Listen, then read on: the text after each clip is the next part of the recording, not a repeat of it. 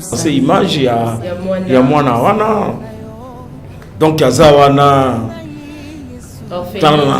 de père et de mère nandimi kutekele lwa koyeba so elongi ya papa wana na mama wana nzamba pambole na wasali mbongo apesi esunga biso na leti mama kamususu ndeti nga na wapresente na wasala dissertation mbongo yesu ke papa na mama bavandi bambula ebele na kati ya foi bazoluka mwana bazwaka mwana te ye kokoma ntongo kaka mama azwi zemi papa bandi obela ntongo kaka mama azwi zemi papa bandi kobela ntango mwana botami moi quelques mois papa kufi mutu azali kozela mwana ntango molai akufi et après ça mama ekokufa et lelo mwana atikali atindi mbongo na maboko ya bato mosusu te maponi biso baorphelin atindi biso bon vraiment merci mbongo ni koyedenga parce que naza malade et odenga nasomba bakisi na maman na repos nasomba quoi à manger vraiment merci beaucoup nzamba pamba papa na mwana oyo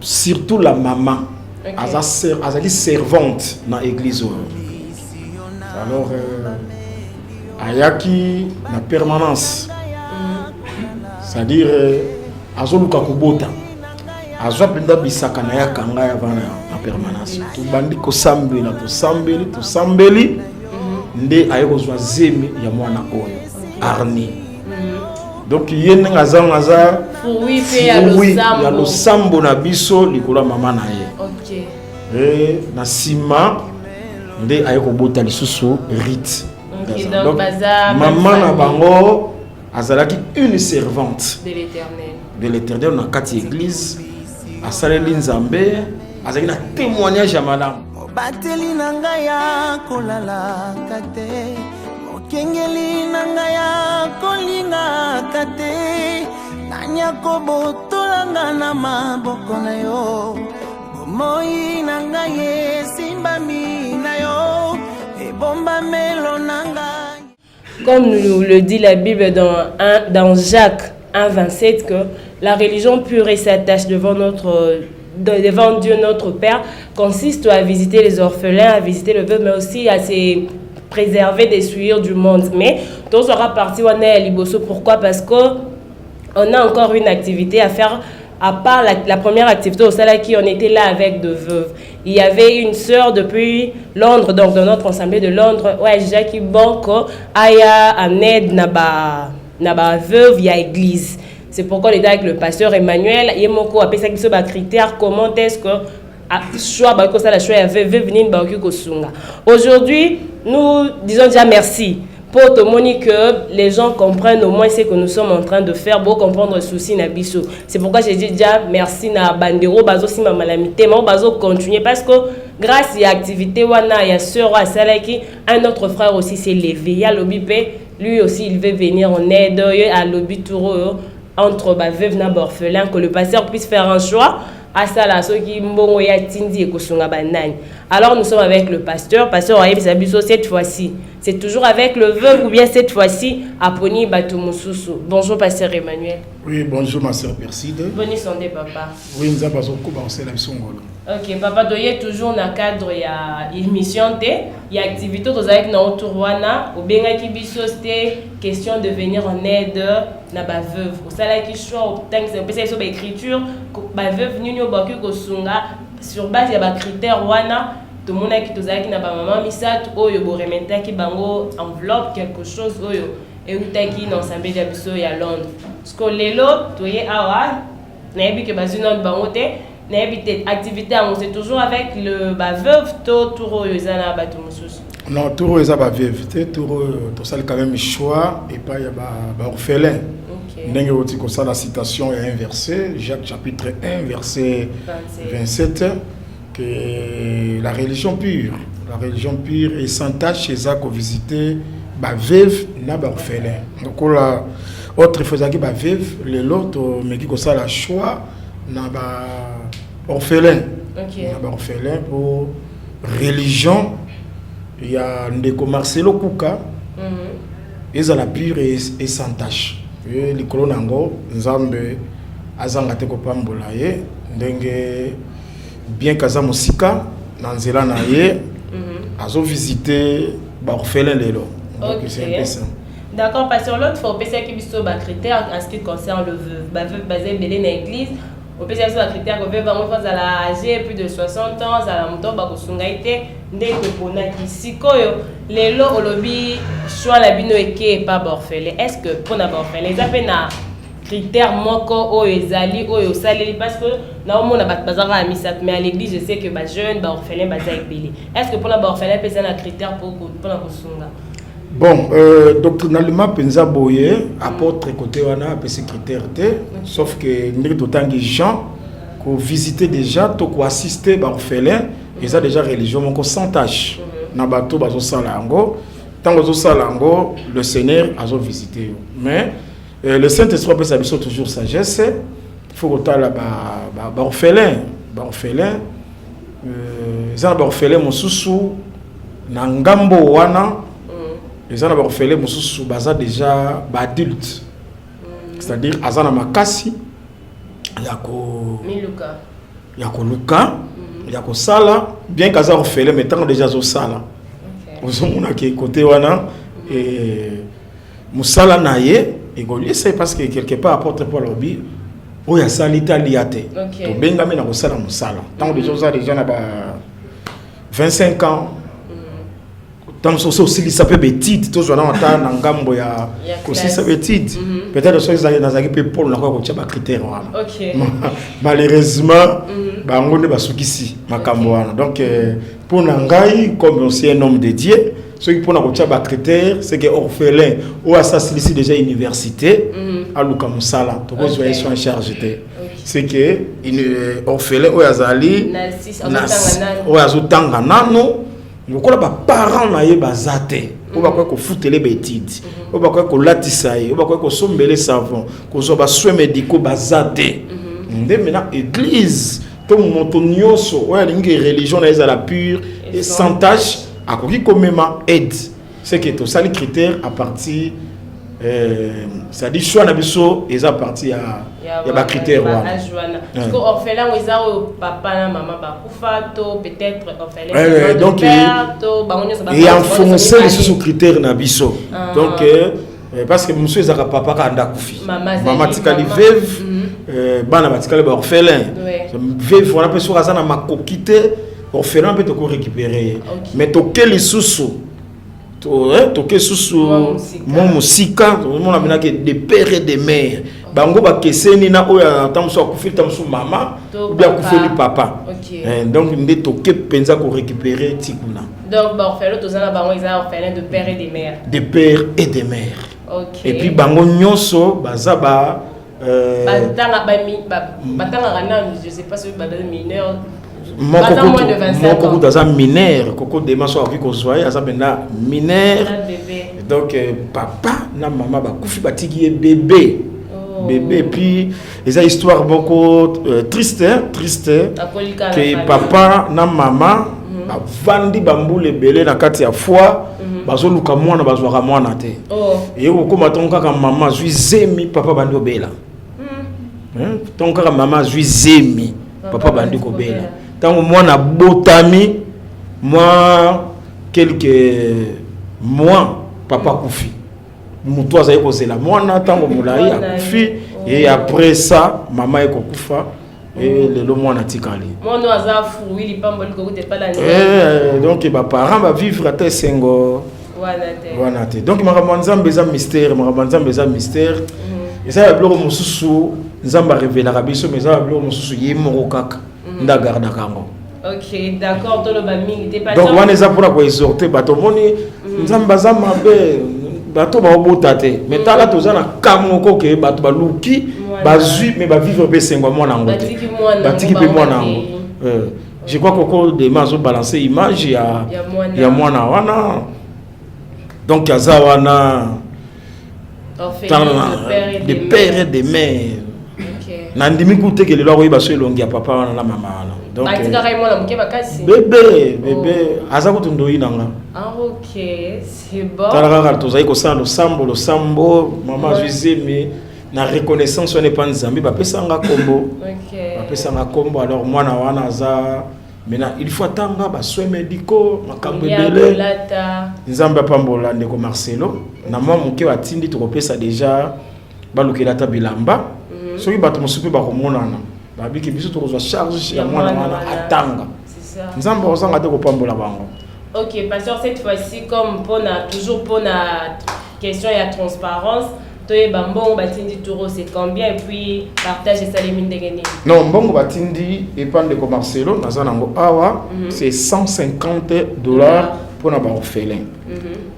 Alors, le cas Baza Misat, sans plus tarder. OK.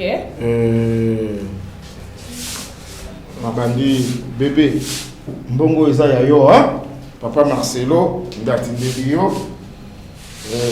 Awa tozana 50 du sous c'est Arni. OK. Zawana.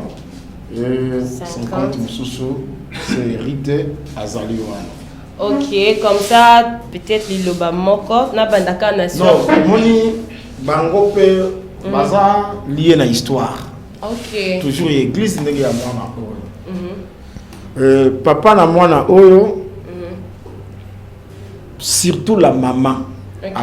Azali servante dans l'église. Okay. Alors, ayaki na permanence. C'est-à-dire, azoluka kubota.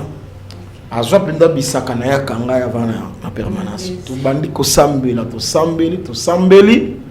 Nde ayeko zwa zeme ya mwana oyo. Arni. Donc yene ngaza oui ya lo sambo na biso likolo mama na ye. OK. Na sima nde ayeko bota lisusu rite. Donc maman na bango azalaki une servante de l'Éternel. De l'Éternel na kati église asaleli nzambe azalaki na témoignage ya malamu. Yango esalepe eza parmi ba critères na sali choix. OK. Parce que moi, je suis un critère de veuve, parce que tout le monde est veuve sukola makolo ya basantu. Ah, OK. Donc, natangwa scène. La femme de pièce à la marade. Donc, ils ont veuve pe à sukola makolo ya basantu. Ko sukola les a déjà conservé, les maman na bangwaso. Donc, a serva nzambe na misolo na ye. OK. Na témoignage, nzambe a décidé ki kakende, akendaki. Nde bana omi bale bazali. Donc nangai pe moi histoire wana na betamoko bandeko ba mona ki baza ba orphelin bazu ba onka na balabala te baza penza na ba témoignage ya malamu. OK, d'accord pasteur, merci Toza Diana Batu awa pour gagner le temps. Il y a peut-être un mot na ndeko Marcelo Kuka, le frère cette fois-ci lui il a voulu qu'on visiter peut-être l'orphelin, un mot na papa ou Yatindé Bongo. Napesi bonjour et pas papa Marcelo Kuka nzamba pambole na wasali bon apesi esunga biso na beti mama kamusu ndetinga na présenter na sa dissertation bon. OK, vraiment merci. Papa Marcelo Mbongo on est tombé à pic na maboko ya mwana. Donc so azu diplôme a robosa na kate parce que Mbongo na bino peso participer na diplôme nae. Ma soeur Awa, un mot na papa Marcelo. Napesi papa Marcelo merci. Na mbongo atindi mbongo na maboko ya bato mosusu te maponi biso ba orphelin atindi biso mbongo merci. Mbongo ni ko yedenga parce que naza malade et odenga na somba bakisi na maman na repos na somba quoi à manger. Vraiment merci beaucoup. Nzamba pambo. OK, d'accord, merci. Toza mwa na biso asuka. La petite, hein, oh, et à mon qui m'a cassé, papa koufa, maman koufa, mais elle est là. Je sais pas, papa, yom tos orations naïe, yom tos allez être responsable naïe. Bon, en tout cas, ma sepeli mingi nzambe apambola papa Marcelo na acta sali, moi no kuta koksi déjà patanga, matangité. En tout cas, to sepeli mingi nzamba fongole ba porte. To yoka parmi batambongo na mokili ya zala. Na acta sali a continuer ngeza sous malamu mingi koleka. Donc moi la coquille âge autant année. A coquille âge déjà n'est passé fala tanga mais manque la possibilité tanga quitter. Ndé année toujours souhaité pena nzamba sala ngolo tanga. OK. Donc c'est l'autre remercier quand même. OK, d'accord, j'espère que vous comprenez que la première fois on était avec ba veuve. qui témoignage cette fois-ci nous étions là avec des orphelins. Donc bazu orphelins orphelins oyo leur histoire est liée aussi dans marambo ya Nzambe boyo qui ba témoignage na ya ba parents là-bas, ce sont des gens qui ont servi les seigneurs. Mais Nzambe na marambo na on peut pas le condamner parce qu'il est souverain. Dans sa souveraineté, il avait voulu azobaboti avant atika bana. Alors je profite parce que la fois dernière tozaki na ba veuve comme je l'ai dit.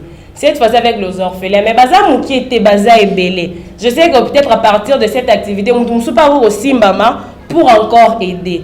Mais ezala nous souvenir c'est l'autre européen sabo. To pesi bango boyaki asali ba besoin ezaki nango la minute mais demain peut-être à cause de suna posa et logo peut-être place ba vandi parce qu'on sait que dans ba famille makambo ezala rapé belé. Peut-être encadrement kolandela bango eza bien. Pourquoi pas bon, c'est une proposition, pourquoi pas au lieu à la raboué, pourquoi pas qu'on réunir bango surtout les orphelins.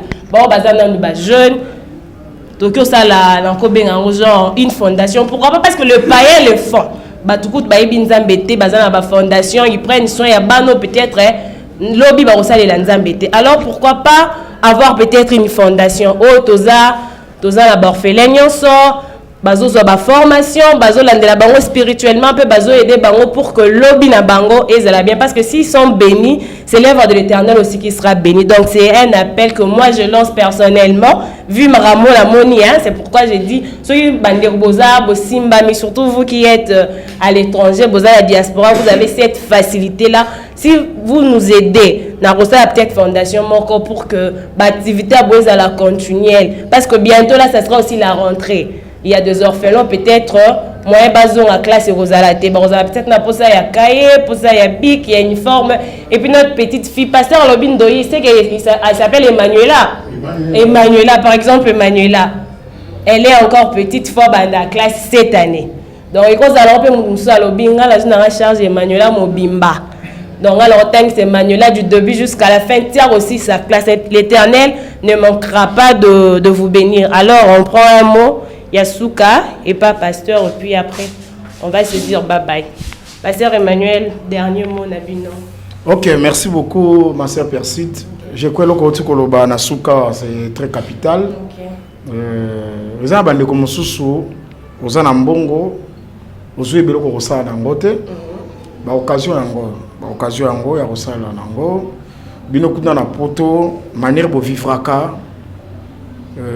toka kama solo bien que dans to comme kuna na protote nzamba osela bisoka ngolo bozana babilamba mususu bozwaka babiloko mususu boko tinda pona bana oyo nakoki koloba na yebi ndeko moko azoteka lupango na lancer kaka appel ezana ndeko moko azoteka lupango awa na ntele kaka avec $7,000 20 sur 20 lupango na yebi ndeko wana soki ndeko moko akomi moni sama tokosomba lupango wana tosombeli soki akolinga tia na kombo na moko atie biso na problème de transparence abanga na ye eloko moko te bakosomba lupango mais na lupango wana soki na kosenge somba na cadre ya kotiaka ta bana elamba kolia encadrement ezali nzamba osala ngolo peut-être osaka na makanisi wana moye bakate na kosala mona banani tokobeta tolo te nzambe ta muso atindeli o batu bokosana bango musala wana net boy lupango ezali onga na yebi avec 7,000 20 sur 20 awana ntele déjà soki moto azui yango clôture batongi mo ba bâtiment azui bana che wana azobokola bato ndengo wana nzamba zanga te ko pambola bango okozo ozana mbongo na banque ozoyi batelo ko sala ngo occasion yango ane ko pesa melayo vraiment ko la pambola ndeko Marcelo Kuka pambola mosala nzambi je souhaite ndenge ya so pesa biso confiance mbote mingi na bandeko ba centre nyonso à Londres nzambe akoba ko pambola bino na mosala bozo sala ndenge bozo kanisa pe biso na Kinshasa na Afrique le Seigneur a pambola bino. Ok, d'accord, merci. Je crois que le pasteur a tout dit à la fin. Donc, souci ezako, ceux qui moyens ezali, le pan aux déjà $7,000, beaucoup le pan ou ba brique, ba ciment, ba maçon, ba ingénieur en église, baza. on peut chercher des gens, basali place mort, il y a bien, bazo encadré, bana, ou bazo encadré, spirituellement et puis physiquement. En souci, les vraiment, wana. Bon, je sais que baboni bazo baksama. Peut-être l'activité qu'on a y a fait avec le vœu, vatmusu bolanek te bolandara oyo. Boya peut-être que condamné biso, c'est pourquoi je vais déjà préciser que et c'est le remords de ça avec les gens qui sont à l'étranger. C'est pour question de transparence, question de clarté. Et boyete ombo yaki boye mususu baliaki mususu basala ki on parce que ba aventure et tout ça mais même les hommes de Dieu basali ba aventure et bena makambo wana, raison pour laquelle tozo filmer activité ce n'est pas pour montrer aux gens que biso tozo sunga parce que ça peut bisoter les an de komtatindi, c'est juste pour question de clarté, question et transparence hein? Et puis comme je le disais ceux qui par exemple osobi le pan wana bosali fondation pour les enfants quand ndenge to bandaki na binonde to kende Tinasuka. En tout cas, que le Seigneur bénisse le frère Marcelo, le pasteur Josué, tout le saint, il y a Londres et puis tout le saint du monde. Que le Seigneur vous bénisse. Restez branchés, scotchés sur votre chaîne. Bon, ça a été que bientôt là, déjà on commence avec les séminaires. C'est ici la maison de Dieu. Donc du 8 au 12 juin. Bah programme Nabiso Leka wana, je crois que Leka. Bolanda, ceux qui boit au Sambeli et Kozala vraiment malade. Bye bye, à la prochaine.